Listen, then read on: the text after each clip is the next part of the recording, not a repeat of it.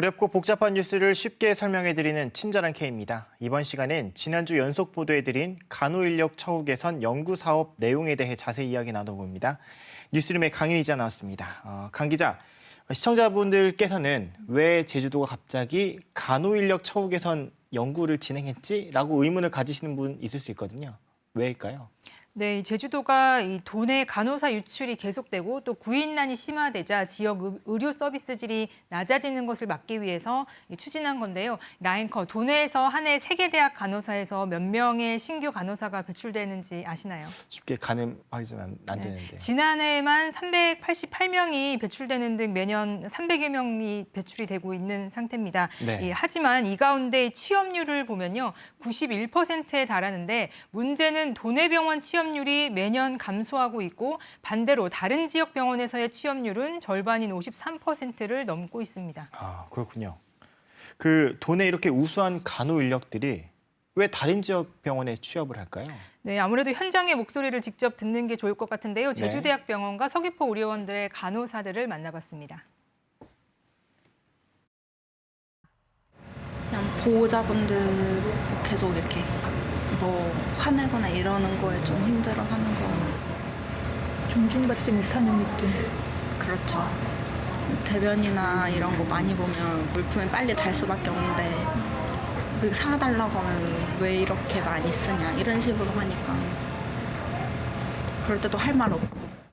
똑같이 산부교대를 하고 시간도 똑같고 이제 그런데 노동 강도는 세고 이제 그럼에도 불구하고 이제 타 지역에 비해서 이제 초봉이라든가 그런 게 아직은 좀 많이 약해요.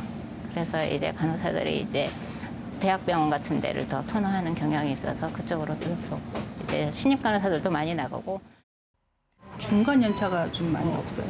그러니까 연차가 이제 아주 많은 올도 연차거나 아니면 뭐 2년 차, 1년 차거나 그러니까 중간에 한 5, 6년 차가 있어서 이렇게 끌어주고 이렇게 해줘야 되는데 아무래도 그게 다 환자한테 영향이 가죠. 네, 인터뷰에서도 알 수 있듯이 이직 이유는 크게 세 가지인데요. 네. 가장 큰 이유가 바로 다른 지역 병원과 1,000만 원에 가까운 연봉 격차였습니다. 실제로 설문조사에서도 응답자의 47.2%가 임금 때문이라고 답했고요. 여기에 의료 장비를 다루고 중증 응급 상황에도 신속히 대처해야 해서 간호사들은 긴장의 연속입니다. 이런 상황에서 일부 일부 환자와 보호자들이 간호사들에게 쏟아놓는 폭언과 각종 민원도 이를 그만두는 이유 가운데 하나입니다. 다른 지역보다 간호사 수가 부족한 상황에서 계속되는 3교대 근무로 육아를 하며 또 한 달에 열흘가량 밤샘 근무를 하는 것도 퇴사 원인이었습니다. 혹시 그 간호사 유출과 구인난이 뭐 어떻게 보면 단순히 병원과 간호사만의 문제가 아닐까라는 뭐 물음이 있을 수도 있는데 간호사 인력난이 우리 삶에 어떤 영향을 미칠까요? 네, 우선 우리 사회가 고령화로 만성질환 환자들이 늘고 있습니다. 여기에 각종 사고도 늘면서 제주에서 발생하는 도내 중증 응급 환자 수가 2012년 5천여 명에 그쳤는데요. 3년 전부터는 10,000명을 넘고 있는 상황입니다. 네. 여기에 올해처럼 코로나19란 신종 감염병까지 발생했는데요.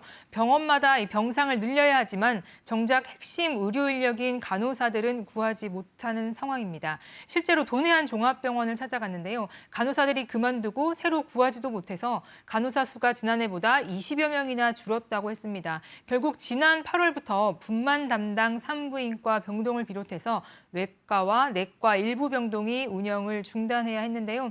병원 측은 간호사가 없어 환자들이 제때 치료를 받지 못하고 돌려보내야 하는 상황이 죄송하고 안타깝다고 설명했습니다. 실제로 이렇게 간호사가 없으면 진료 과아 자체가 없어져서 환자들이 병원을 갔다가도 그냥 돌아와야 된다는 게 좀 확실히 체감이 되는데 또 다른 뭐 근거 자료도 있을까요? 네, 각종 국내외 연구 결과들을 확인을 해봤는데요. 2017년 연구 보고서를 봤더니 간호사 1인당 환자 수가 증가할수록 병원 내 사망률이 증가했다는 연구 결과가 있었습니다. 네. 2016년 연구에서도 간호사가 부족할 경우 환자 사망과 손상, 영구적인 기능 손실 등이 발생할 확률이 24%나 높은 것으로 나타났고요.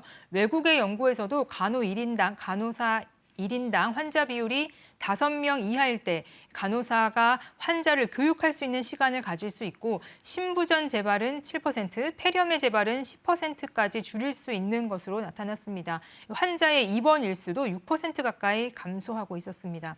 또 중환자실 병상당 간호수도 4명에서 5명이 증가하면 100명의 환자당 약 7명이 생존할 수 있다는 연구 결과도 있었습니다. 네, 이렇게 들으니까 간호사가 부족하고 업무량이 늘수록 환자에게 어떤 영향을 미치는지 좀 가늠이 되는데 네. 그래서 제주도가 간호 인력 확보를 위한 지금 연구를 진행했던 거죠. 그리고 그 대안으로 아까 말한 임금 격차가 크다 보니까 매달 간호사에게 적립금을 지원하는 방식으로 통장을 만들자라는 대안을 내놓은 거죠. 네, 맞습니다. 이 간호 인력 처우 개선 이 용역지는 제주도와 병원이 매달 간호사에게 적립금을 지원하는 이 통장 개설을 대안으로 제시를 했습니다. 매달 81만 원을 적립한다고 가정을 했을 때요. 그래프로 보시면 간호사 본인이 27만 원을 내면 일정 비율에 따라 병원이 13만 5천 원, 제주도가 40만 5천 원을 지원해 주는 겁니다. 이런 식으로 5년을 채웠을 경우 5천만 원을 모을 수 있는 건데요. 간호사 4년 차에서 다른 지역 이직률이 절반인 점을 고려했을 때 이 기간 다른 지역 간호사들과의 임금 격차를 줄여서 도외 유출을 막겠다는 취지로 볼 수 있습니다. 네, 이에 대해서 원희룡 지사도 구체적인 계획을 말했죠. 네, 맞습니다. 보통 연구 사업의 경우 단순히 결과 보고로만 끝나는 경우가 많은데요. 네. 이번에는 지난달 15일 연구 결과에 대한 공청회가 열렸는데 한 달 만에 실행 네. 계획이 나온 겁니다. 네. 그만큼 시급한 현황으로 봤다고 풀이할 수 있는데요. 원희룡 지사는 내후년이죠. 2022년부터 이 간호사 자산 형성 통장 개설을 읍면 지역까지 포함한 3교대 근무 간호사와 간호조무사 1,600명을 대상으로 우선 추진하고 성과를 보면서 단계적으로 5만 미만의 의원까지 단계적으로 확대할 계획이라고 밝혔습니다. 네, 일명 이 간호사 통장을 2022년부터 지원한다면 당장 내년에는 좀 신규 간호사 채용이 조금 어려울 수도 있을 것 같아 보이네요. 네, 맞습니다.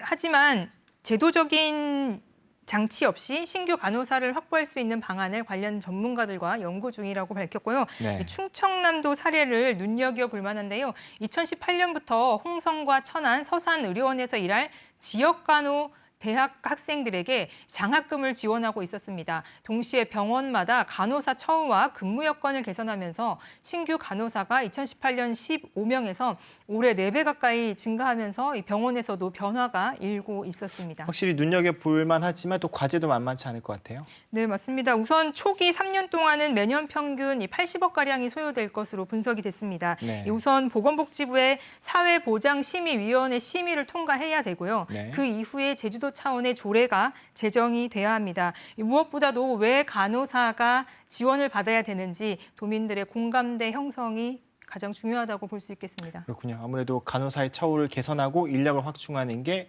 결국 도민에게 돌아갈 의료 서비스의 질도 높일 수 있다는 점 잊지 않았으면 좋겠고요. 한 단계 간호사의 처우를 빨리 높이는 계기가 됐으면 좋겠네요.